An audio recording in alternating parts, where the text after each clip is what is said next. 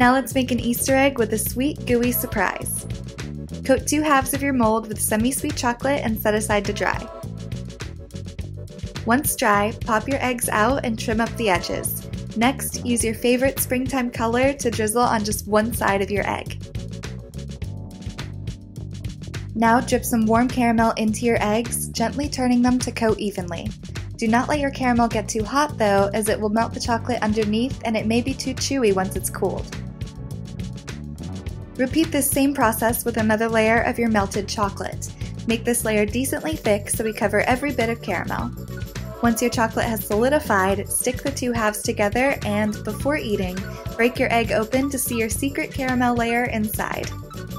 Begin this Easter egg with a simple outline of any shape you'd like. I chose a unicorn. Tape the shape inside the mold and trace it directly onto the outside of the mold with a dry erase marker.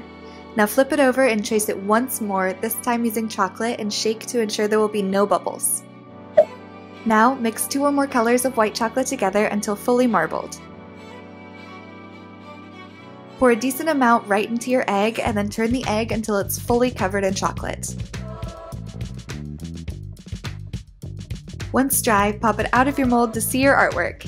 Stick it together with the other side to complete your egg and get ready to show off this magical treat. Cover a strip of bubble wrap with a thick layer of dyed yellow chocolate and before it dries, push it into an Easter egg mold. Pour another thick layer of milk chocolate on top of that and also into the other half of the egg mold, brushing it up the sides. Pop both halves out of the mold carefully by pressing only in the center, then slowly remove the bubble wrap.